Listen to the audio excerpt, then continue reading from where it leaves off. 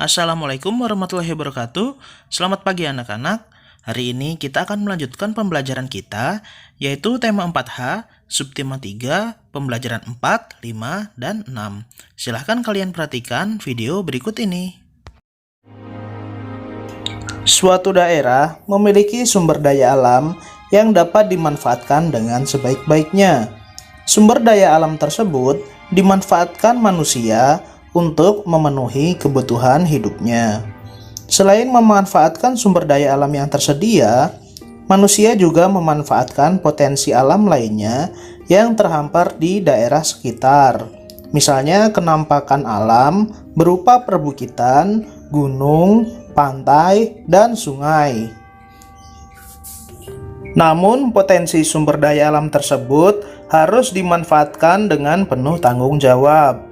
Karena jika pemanfaatan sumber daya alam dilakukan secara asal-asalan, maka dapat merusak tatanan lingkungan yang ada. Salah satu pemanfaatan potensi alam adalah berupa pelayanan jasa. Untuk meningkatkan pelayanan di bidang jasa, sumber daya manusia harus kreatif dan memiliki keterampilan.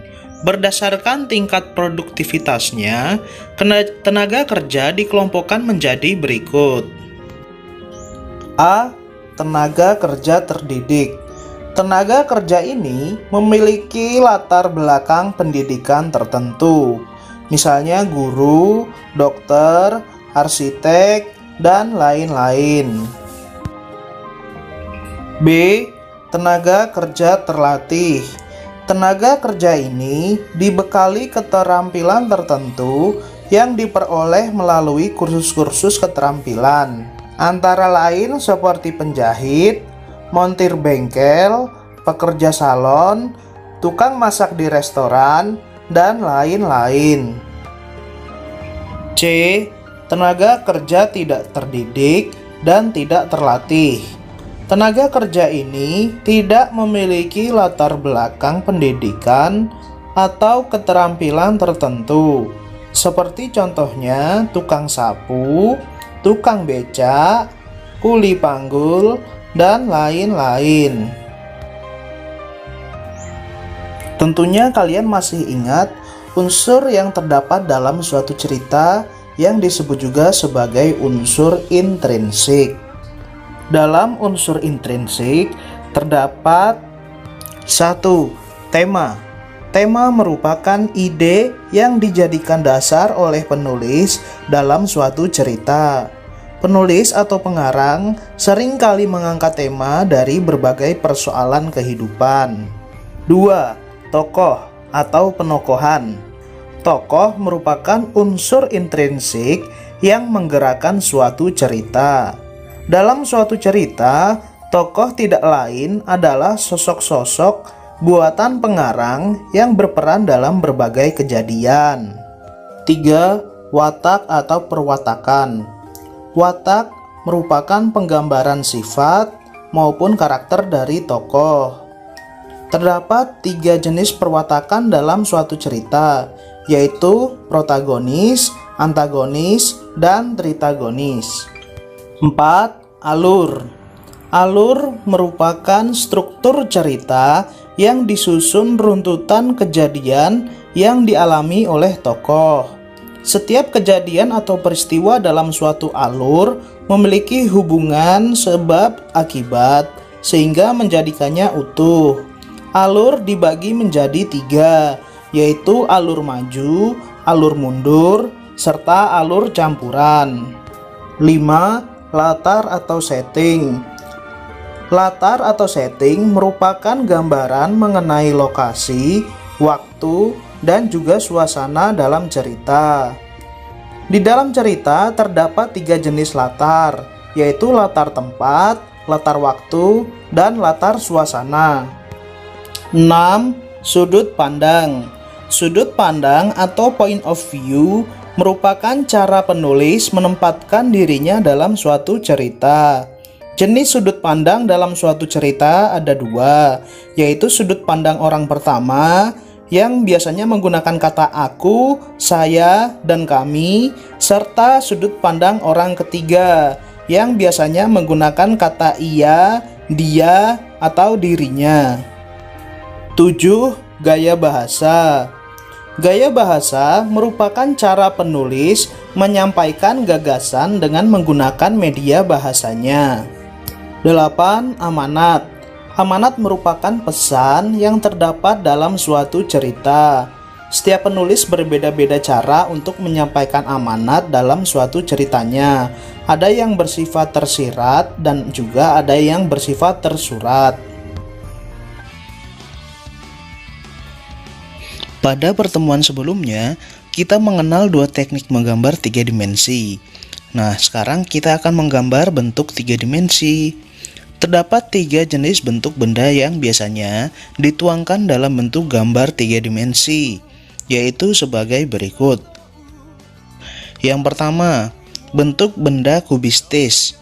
Sesuai dengan namanya, benda yang digambar adalah benda-benda yang bentuknya menyerupai bangun kubus dan balok, seperti meja, kursi, atau lemari. Benda kubistis adalah benda berbentuk balok atau kubus yang memiliki panjang, lebar, dan tinggi.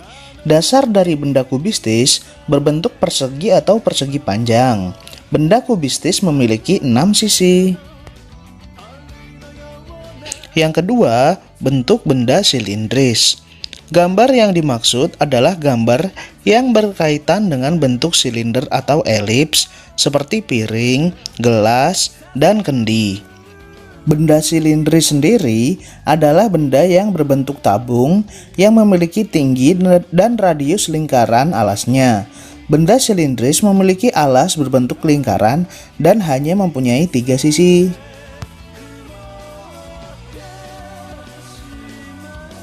Yang ketiga, bentuk benda bebas.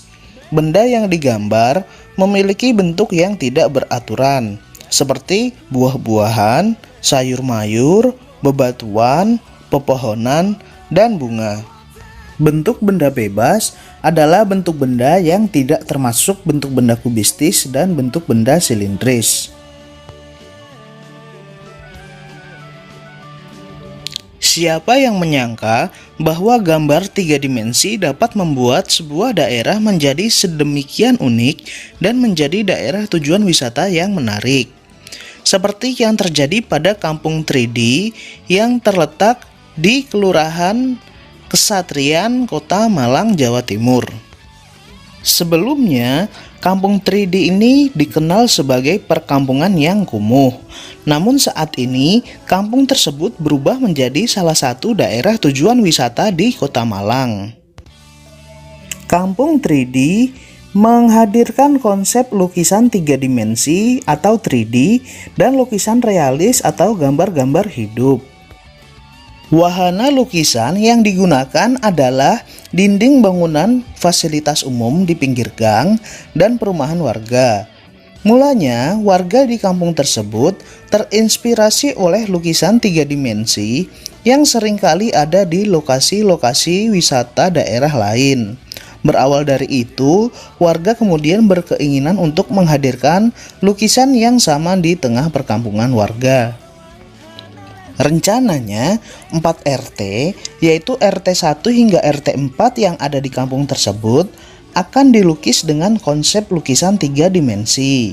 Namun hingga saat ini, lukisan-lukisan tersebut baru mencapai 15% saja. Meski belum selesai secara keseluruhan, kunjungan wisatawan ke Kampung 3D sudah banyak. Setiap hari, kunjungan wisatawan mencapai lebih dari 200 orang. Sementara itu, yang melukis merupakan warga setempat yang sudah berpengalaman melukis memakai cat tembok. Jika pada materi sebelumnya kalian diminta untuk membuat gambar tiga dimensi, maka pada materi kali ini kalian diminta untuk membuat benda tiga dimensi, yaitu dari potongan kertas.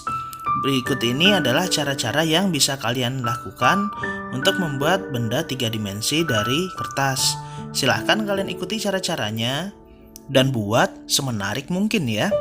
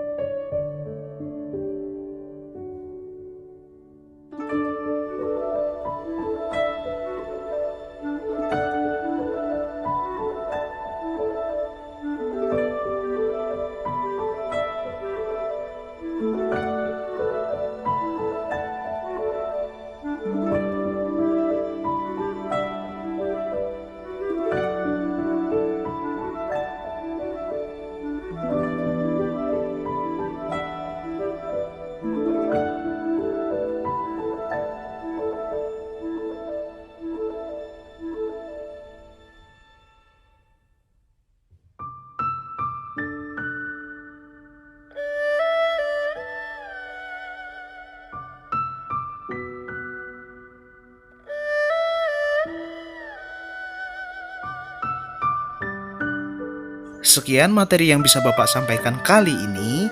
Kurang lebihnya mohon maaf. Wassalamualaikum warahmatullahi wabarakatuh.